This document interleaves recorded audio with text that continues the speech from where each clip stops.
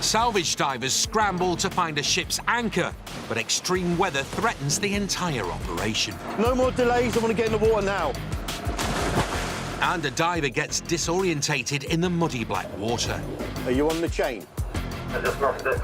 It's right beside it, and it's confusing the hell out of it. When it comes to salvage, trees and boats don't mix. This is very, very tight. That's When the weather turns, nothing in their path is safe. It's a major disaster. That's when salvage teams spring into action. 3 o'clock in the morning, the phone rings and you mobilise. Working in treacherous waterways.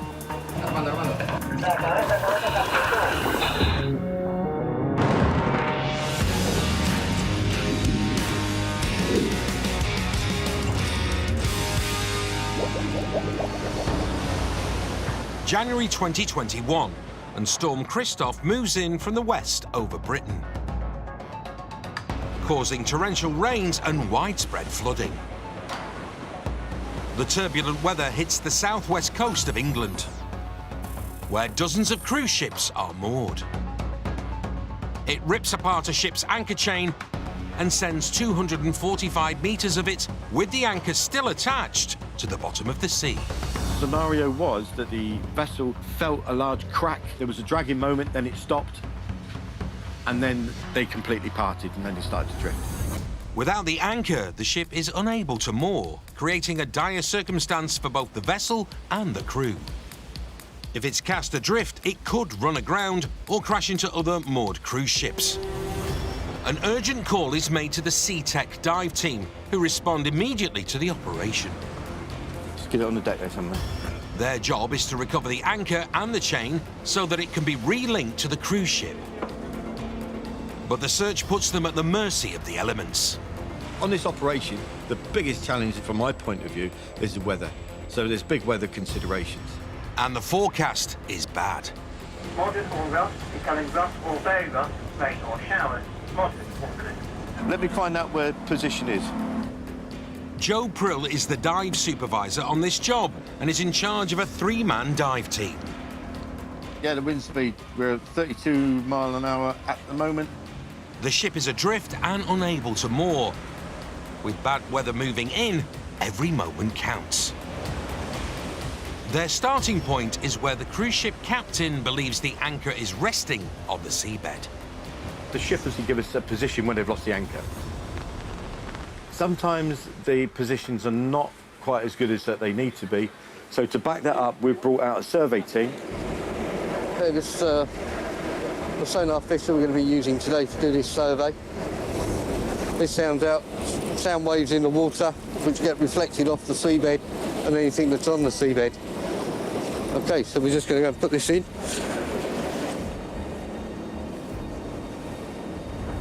Sonar will help them confirm if the last position given to the team by the ship's crew is in fact right. You're never quite sure what happened on the ship to record the relevant information. And whatever time delay or lag there is between someone reporting that the anchor's slipping or they notice that they're moving off the moorings, although they've got various alarms on the go, and then actually taking a plotted position where the anchor was. So I'm not entirely sure what information we've got and how accurate it is about the anchor position. The survey team observes the sonar, looking for any sign of the anchor and its chain. See, what's the Possibly. straight lines here? There's lots of bloody rocks and things in the area, I think. We're looking for straight lines and things of the anchor, which will be an indication of something artificial. Straight lines should stand out on the irregular surface of the seabed. See that? That is very angry. That would be it sitting down. I wouldn't like to conclude that just yet. It's quite a big sea to look for quite a small anchor. It's not unsimilar to searching for a needle in a haystack. Straight line there, that's about the right length. This is the first pass, and we've passed over the position that's been given to us for the anchor. Ah, what's that there? What's that? Yeah, that could be it. But then a glimmer of hope. Nothing positive again. A 10-ton anchor can easily sink into the ocean floor, undetectable by sonar. It depends on whether it's buried in the seabed. There's no guarantee that with electronic surveys that we'll find anything. So if nothing else works, I'll put a man on the locations and we'll carry out a number of searches. The chain is roughly 245 metres long. If it's buried, a diver has a better chance of finding it than the sonar. Joe plots out the search pattern. Okay, so we want to be roughly there. Stick her in the middle. Yeah. Yeah, and then I'll do a quick sweep. Okay, diver. The team's most experienced diver is Norbert and is the first one in. So what's the depth of this dive, Norbert? I don't know yet. It should be about 20 meters, I believe. But we'll see when I get there. The freezing water has a current that is roiling up the seabed. Known as black water, it's a murky and challenging work environment for the divers at the best of times. Let me know when you got it, bud, please. Yeah. Can you tell me the limit of your visibility? Visibility is about 3 meters. Roger, 3 meters. Once you're on the bed and you've touched down, generally on the soft conditions, that's it, you've lost all viz. You'll stir up all the particles. So his perception of the world around him is very, very short. So the search pattern he will have to take will involve what's around him. Norbert starts with a 4.5 metre sweep around the anchor's presumed coordinates and gradually increases by 4.5 metre increments as he feels his way along the muddy seabed. Which way are you going, clockwise, anti-clockwise? I'm going to go clockwise now. Okay.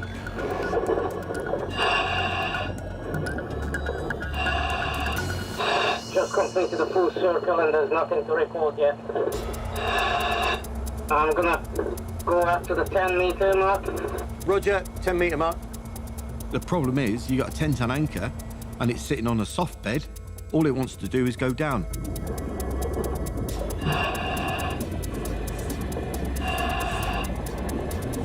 Any sign of the chain? No sign of it. The 10-ton anchor, roughly the weight of a truck, is still attached to an 800-foot chain. As the clock ticks, they risk losing the anchor as it sinks beneath the soft seabed. Okay, move out to your 15-metre mark, please. Roger, going up to the 15-meter mark. Okay, I'm starting clockwise now. Roger. It's a painstakingly slow process that turns up nothing. I've had a completely frustrating day from the point of view of surveying, trying to find the anchors and this chain. With the remnants of Storm Christoph stirring up the sea, they're still unable to pinpoint the location of the anchor. Across the Atlantic Ocean, in Pensacola, Florida, the cleanup from Hurricane Sally continues. 2020 was the most active and one of the costliest Atlantic hurricane seasons on record. Florida took a beating, with storms pummeling its coasts with unbridled strength. The 100-mile-an-hour hurricane, still very, very heavy rain. 3 months later, the salvage crew from Ceto, led by Captain Chris Ward, is working non-stop to recover boats flung ashore by Hurricane Sally's 2-metre storm surge. Today we have a 24-foot boat that is up against a tree. Every single job is different. With any salvage, you always have a new challenge. Joining Chris on this salvage job are veteran team members John Ward and Andrew McCombs. Their first salvage of the day is to get this black and red ski boat out of the woods. What it looks like here is the boat is up against a tree, but up behind us is a huge cliff that goes up to the main road. The cliff makes towing the boat to the road impossible, so the only way out is via the water. But dense brush blocks its path. So first thing we need to do is get all this debris out of the way. Clearing the debris reveals an unwelcome surprise. If you look at the back of the motor, you can see that the motor's stuck in the sand. So we got a little bit of digging to do. The only way to dig it out is by hand.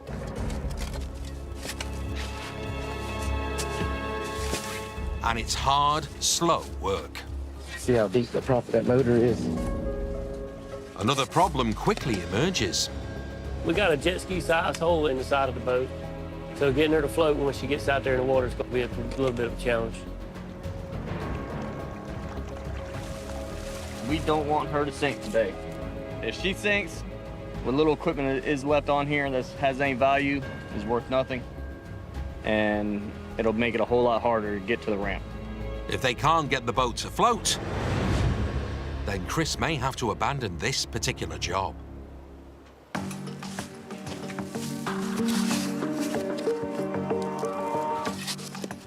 The plan is to dig out enough sand to place heavy-duty marine airlift bags underneath and slowly free the boat. Then patch the hole and pull her into the water.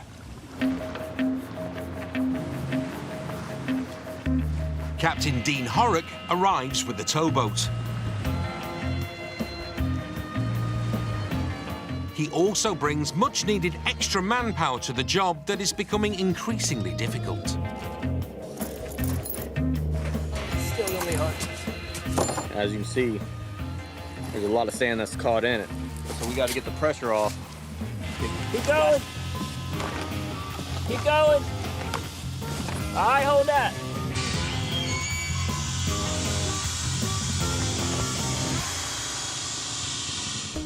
You can put these lift bags under a boat, blow them up, and they actually act as rollers. You can roll the boat down a hill, up a hill, to help you put the vessel back in the water. So that's the back half of the boat from over there in that corner, huh? That's the back. Yeah, that's what I'm talking about. But the dense brush is blocking the path to the water. Time for the power tools. We got to cut down a little bitty shrub tree down there so we can pull it straight on out.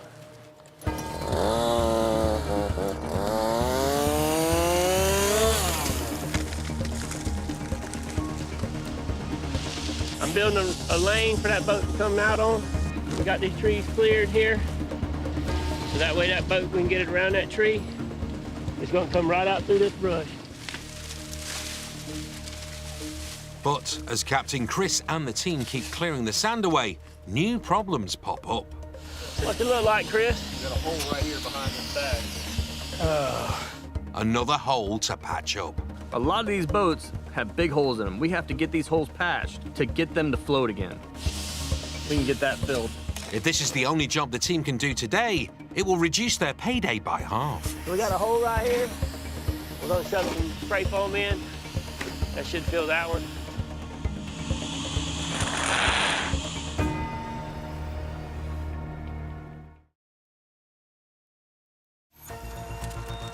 The big hole can't be patched until they get the ski boat out of the trees. But it still refuses to budge. It's still gonna be hard to move. That's crazy. They've had no luck digging out the motor and steering section from the sand. So Chris removes it completely. All right, it's coming. Ready? 1, 2. Oh gosh. Whoa. Now that it's out, the team needs to make up for lost time. Right now, we're just getting her jacked up, trying to get it away from that tree. We've got our lift bags underneath it. So we're just blowing those up, trying to get it up off this tree so we can patch that hole. The biggest challenge with this job is we had to get that hole patched. And with a little teamwork, they're finally able to get to that hole. We're past the tree. Now we need to start putting in our patch. We have some material here that we can put behind wood to help seal the patch, along with some foam.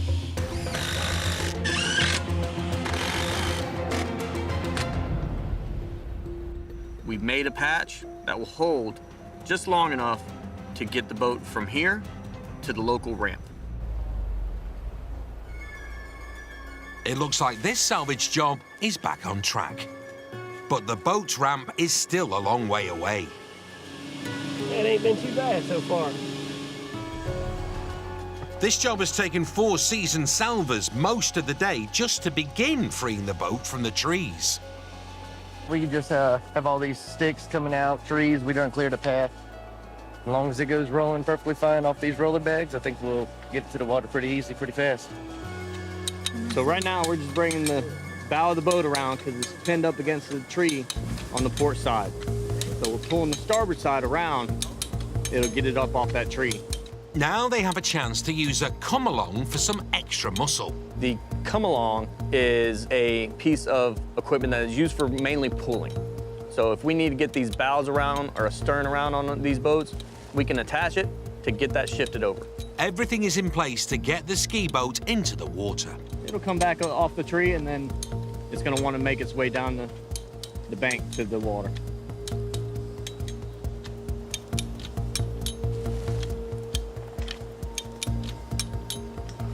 This is real tight, right? Yeah. This is very, very tight. The trees jam the come-along, stopping the boat in its tracks. We're gonna try to take a little pressure off this come-along because there's a lot of pressure on it. So they use another tactic. Come on, Andrew. Raw muscle and a piece of wood for added leverage.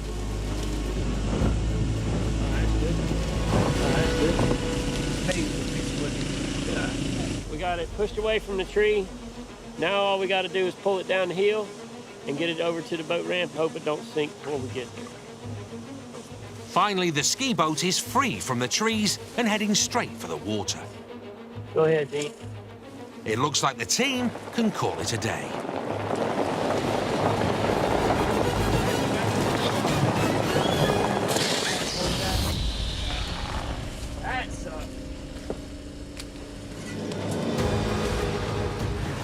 Off the southwest coast of England, the extreme winds and waves of powerful storm Christoph violently rip an anchor and chain from a cruise ship, leaving it adrift in the ocean, unable to moor.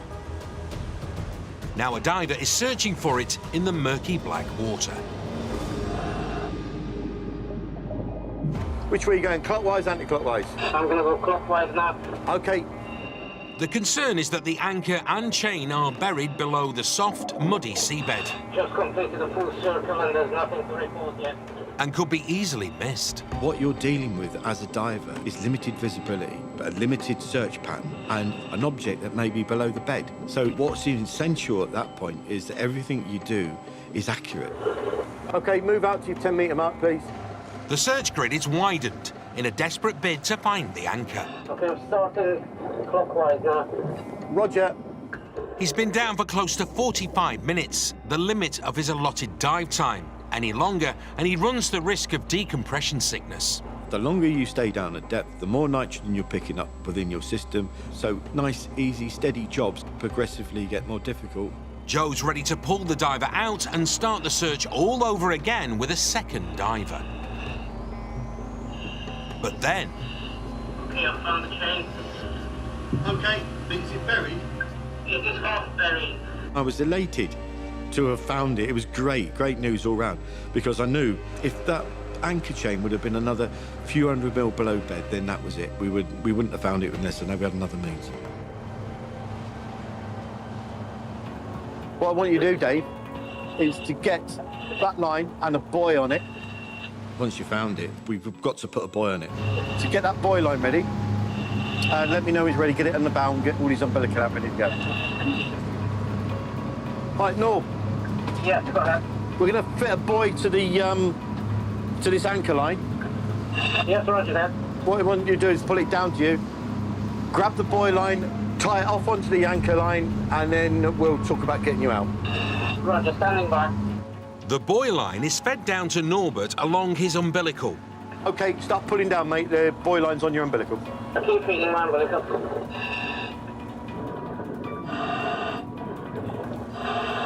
You all right, Norbert?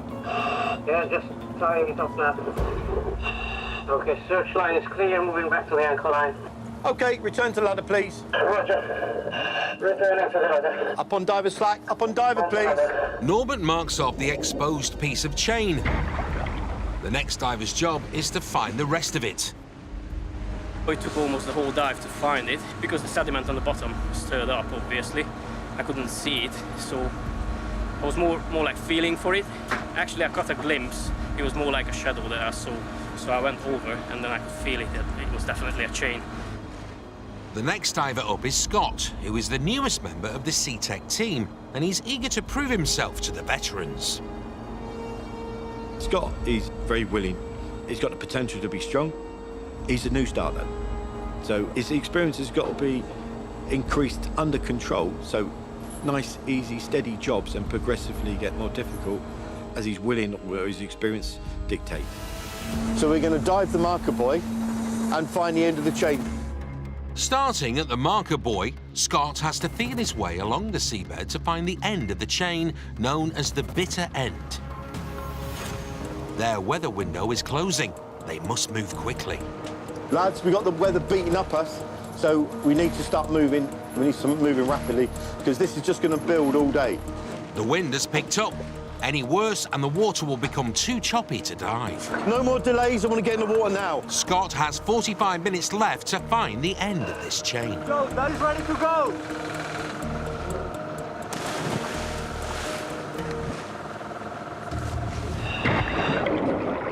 When you initially start diving, you're trying to clear your nose on a very small nose block, and it's probably like a small bit on the end of the finger, and you're trying to push down on this thing to be able to clear your ears. As you become more used to diving, this becomes quite a natural event. Scott is a younger diver, and he's starting off his career. He's got to go through that process. You do not force your ears, so if you're really struggling, stop, and then I'll get you out. Yeah, right, no, I'm not forcing them, it's just going a bit slowly.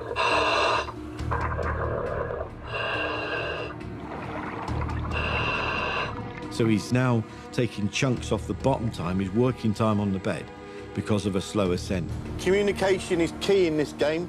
It's absolutely the most important thing when you're diving. Do you understand? Yeah, right, Like, you're not communicating at the minute.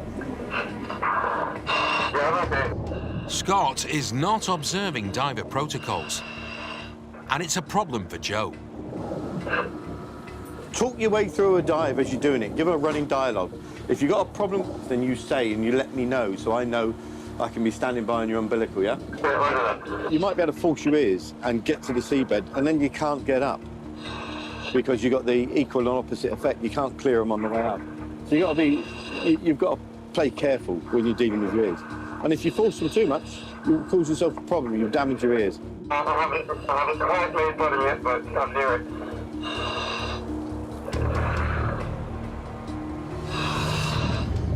Okay, made bottom. Okay, so look at the chain, find out the chain direction which is heading towards north, and let me know when you've got it.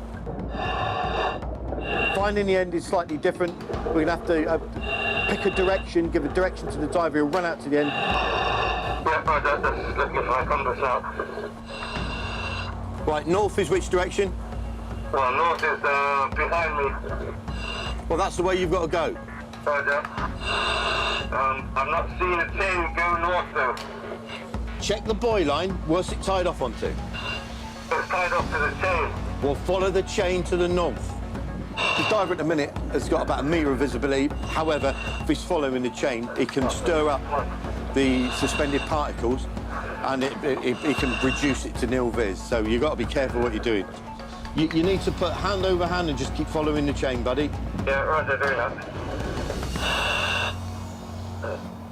Come on. In a search for the chain, Scott, the rookie diver, is currently swimming blind. It's right beside it, and it's confusing the hell out of him. Remember, you got to speak to me. Are you on the chain?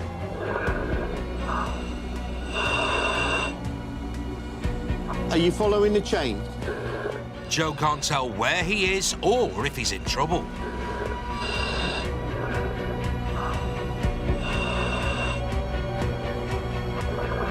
Are you on the chain?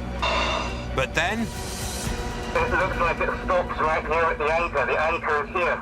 Scott finds an anchor, though his victory is short-lived. That anchor is from this vessel. Oh, right there. He's been turned around completely in the murky black water and stumbled onto the dive boat's anchor. Get on that chain and follow it. Right there. He'd become a little bit confused because the anchor, one of the anchor chains for the vessel we were on, is in close proximity, and he saw it, and he's under the impression that's one of the anchors that we're looking for. I'm trying to follow the chain, but it's I can't find where it goes around the vessel, the barge anchor. It buries underneath where the anchor is bouncing up and down, so I'm trying to dodge that. It's experience when you're working with Blackwater, and for young guys, if they take one small step wrong, take a hand off, lose their orientation, turn around, get panicked by things, lose their bearing, and all of a sudden they're lost. If you can't do this, then I'll pull you out, and then I'll just rearrange what we're doing. No, I'm just having a quick look around. With the cruise ship unable to moor and burning thousands of pounds of fuel, every minute counts. Their weather window is quickly closing, and Joe has no idea when another one will open. I think that's it. You found it? I'm on the chain now. Okay, start following it out, please. They're following. But it's quite easy to follow, yeah? Right there. Okay. But just follow the chain. Just keep following the same piece of chain. Yeah, right there, following. You're still on the chain? Shit, I just lost it. 1 second. Joe, I'm not finding it, I'm afraid. The anchor recovery is failing. I need to stop him and reset by bringing him back up the surface, call that dive over and then put him onto another one, and then we'll progress forward from there. You don't know where you are? Right, I'm directly below the... You don't know where you are, so you're not on the chain and you're not on the buoy lines. Right, I'm not on the... Okay, what I'll do is I'll hold your umbilical tight, you'll climb your umbilical and you exit the water, yeah? Right there. Okay, go! He was following the anchor chain along, and what he didn't know is it was partially in burial, so that you've got anchor chain sitting below bed level. Once you've lost that object, that's it. It's one of those things that if it's going wrong, you're best to stop it. Who's diving next? Dave? Yes, Get him undressed as quick as you can. I want him dressed out and back into his work gear before the next dive. This happens. This is diving. This is what happens. No, don't worry about it. Please, don't let that upset you. But the thing is to put that behind you, think about where you can improve on that and just to pick it up on the next one. Yeah. No big deal. I could have left him in, and I could have said, right, you've got to find the chain, and just left him meandering, would be the word, around the seabed trying to relocate this chain. But there was no point, because it was a fruitless exercise. The sky is starting to look more ominous. Joe ends Scott's dive and sends in a veteran diver to complete the job. Okay. Ready for water! Diver number 3, Dave, must retrace Scott's steps and follow the chain to try to find the end before the weather shuts them down. Adam, following the chain. You go in the northerly direction, yeah? Yeah. That's what the chain's like. I got the end here. Brilliant, okay. Dave quickly locates it. All right, Dave. That's the bitter end there, is it? It's just one left shackle here, that's all. How far along from the buoy line is it, buddy? 5 meters, maybe less. All right, untie the buoy line, move it out to the bitter end, please, and retie it. You've got plenty of time. If you want, you can hold it there, and then I'll run the pennant wire down to you from there. Yeah, perfect. Just stand by there. Let me get people moving on this. Okay. Once we're in position and we've got a buoy line on the end of the chain, what we'll do is we'll get a pennant wire, a heavy-duty wire capable of lifting that chain, and a shackle, and we'll put them onto the downline, and the diver will monitor that down to the bed. The pennant wire is attached to the dive boat's winch. Let me know when that's rigged and ready. Moving surface down. Yeah, you're getting water slack now, bud. Okay. Tell me when you got enough. Yeah, got the pennant and that's the length. Stop there. Yeah, perfect. Once we're in that position, what we'll do is we'll put the shackle onto the end of the chain without the heave pulling it either out of his hands, or even worse, the heave of the vessel, if he's trying to join it with a shackle, catching him on a finger. And this is where you can see finger injuries because you've got a moving object.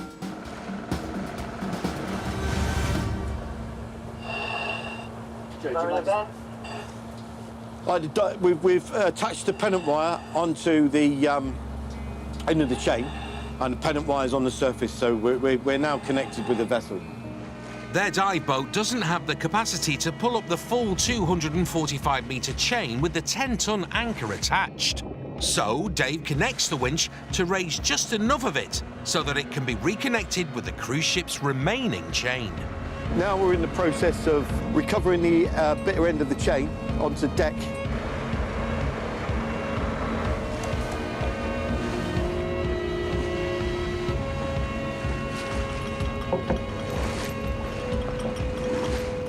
The next step is to rendezvous with the cruise ship and relink the chain.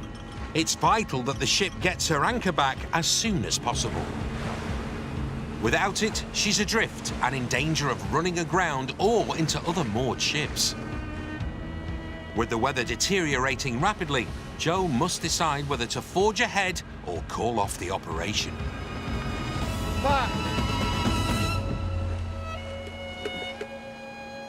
The old traditional knock it on the head. I've called it on that. There's far too much water coming over deck, so we'll turn around and we'll go back to the harbour. It's pointless. It's just a rough ride for everybody and it's dangerous.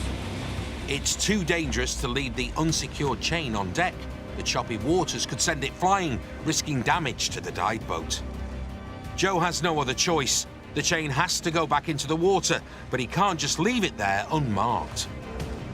The main pitfalls are that we lose the pennant off the end of the chain, and if we do that, then we're back at square one. Over 4,000 miles across the Atlantic in Pensacola, Florida, the Sea Tow team is recovering a ski boat that got stuck in the woods during a hurricane. Come on, Andrew. They've managed to dig out the ski boat and, with the help of the lift bags and some raw muscle, have moved it to just a few feet from the water.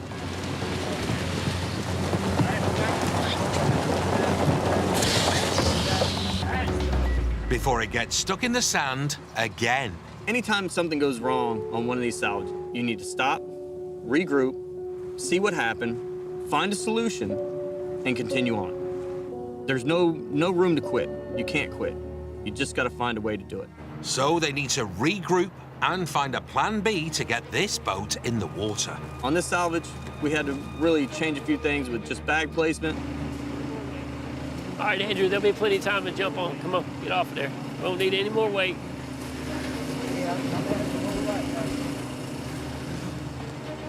Let's see if we can move it like this. If not, we'll have to put a roller bag in the front.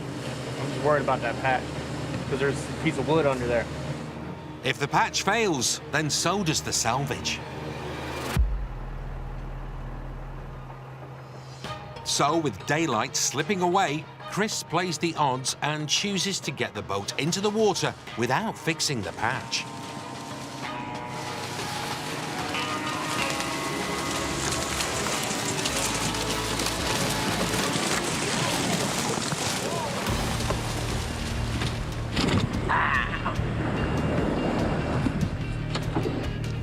Perfect. Yeah. Look at her floating. She's going to the ramp. But Andrew, who is in the boat, must keep a watchful eye on the unpatched hole to ensure no water gets in. This thing won't capsize. It'll just go down.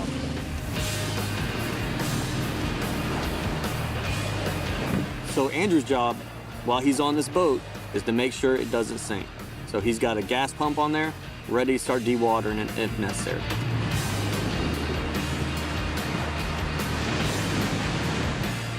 If that boat goes down with Andrew on it, he's gonna have a very interesting day.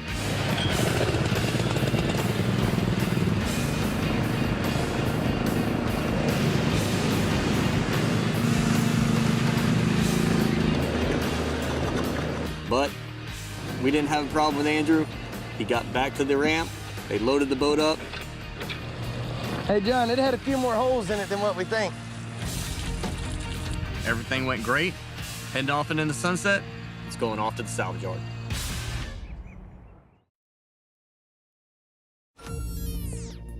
On the western edge of the English Channel, bad weather stops the SeaTech dive team in the middle of salvaging an anchor and chain lost in a storm. They have to go back to port. Pop! But the anchor is still sitting on the bottom of the ocean, along with much of its 800-foot chain. The team had just raised the bitter end of the anchor chain onto the deck of the dive boat. The next step was to meet the cruise ship to reattach the end of the chain so that the ship can then raise the anchor. Oh, you're nearly lucky. But as the weather continues to get worse, it becomes clear the salvage cannot continue. It will go back down on the pennant buoy, we'll mark it with lights, and then just leave it like that for when we have to reattach it. The stormy weather is rocking the boat, making it too dangerous to keep the unsecured anchor and chain aboard. They risk damaging the boat, so they attach a buoy and put it back into the water. And not a moment too soon, as the sea is getting rougher. Joe can only hope that the marker buoy stays put and doesn't get lost, destroyed, or both in the storm.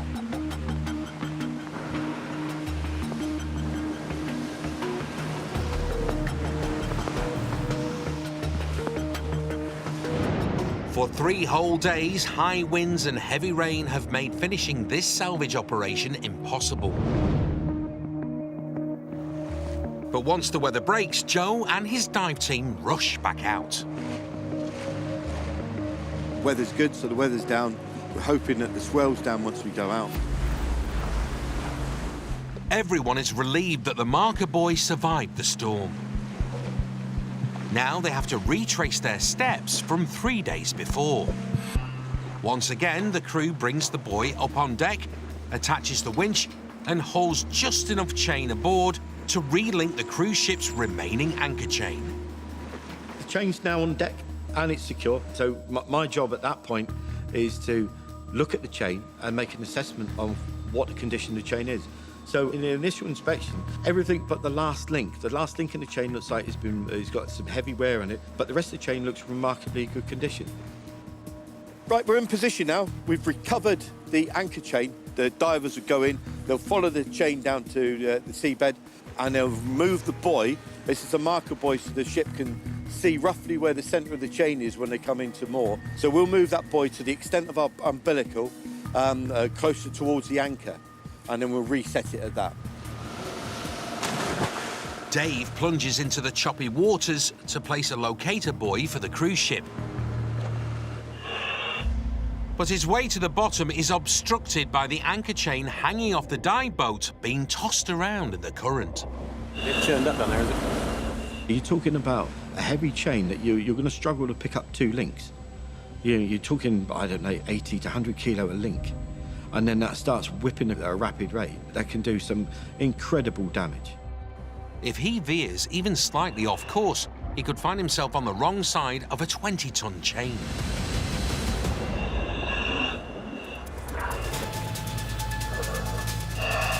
Yeah, I'm on the bottom there, mate. Buoy in hand and I'm travelling. Roger, he's travelling. OK, he's travelling. Dave safely makes his way down the tricky anchor chain. Is that chain fairly buried, is it? And it's half a metre under the top. Oh, really? Yeah, I'm going up to like parts of my whole bike. I can feel the chain, it's just a bit of a slow process. Got to bury my hand in before I can move on, you know? Understood. It's up to his elbows in sill. So it's a slow process as he moves along. He needs to get hold of a bit of chain and then with his alternate hand just pass it and then grab hold of the chain again. But as Dave travels the length of the chain, the silt deepens. That bloody chain's about half a metre under the bed now. Get a bit deeper here, yeah, it is.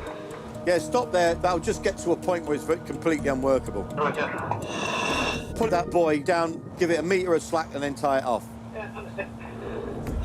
The mud's up to his armpit and he can't reach the chain anymore. So he simply has to buoy it off where he's got it. Rather than travel all the way along the chain, he's going to travel up the buoy line to surface and then you're going to pull him back in. Yeah, roger. Start coming up on him, like you mean it. And now pull him in. The silt stops Dave from taking the buoy out as far as originally planned. Because the buoy is closer, the cruise ship will come in much nearer to the dive boat than is comfortable.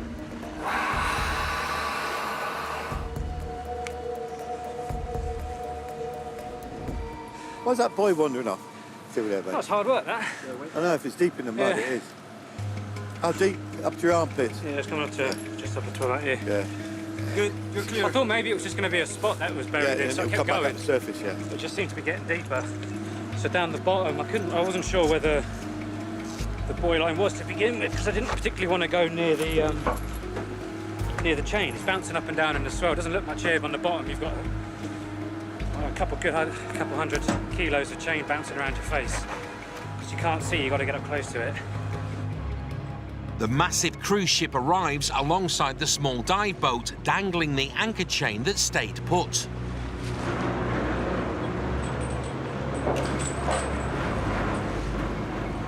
The crew must attach it to their winch and pull it aboard. Whoa, whoa, whoa, whoa! Working quickly and decisively. If you're working with any wires under tension, chains under tension, if you're in the wrong position and something gives, there's nothing about you that's going to stop the chain. So you will either go with it or it will take parts of you with it. It takes 2 crew members to attach the winch to what's left of the ship's chain. Jet. Anchor's coming to you.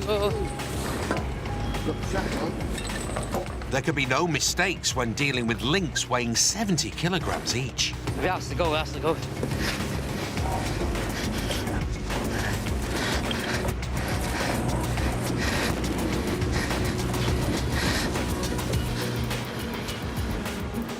Okay, pay out.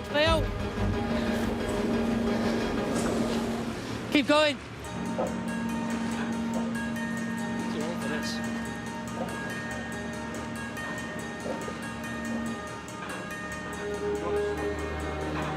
We've recovered the chain from the ship onto our deck, which is secure, and now we're actually joining the 2 sections of the chain together with a Kenta shackle. A link is hammered into place to secure the join. The lost anchor chain is reunited with the ship's remaining chain. The next step is critical.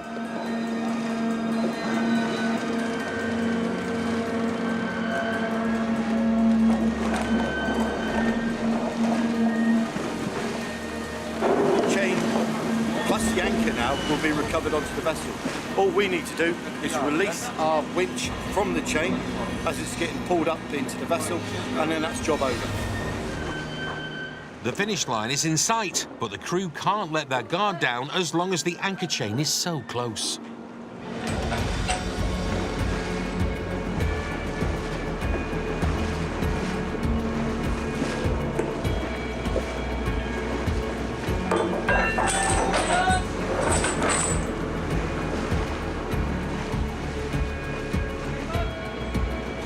All our work's now complete, so the ship's recovering the anchor, and all we need to do is witness that come up alongside the ship, and then we're pretty much finished this location.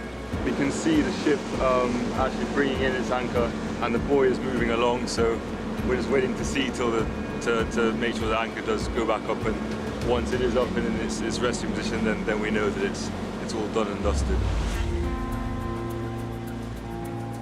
The cruise ship can safely return to her mooring spot and be secured with all her anchors. And the divers from SeaTech can head back home until the next marine salvage job beckons.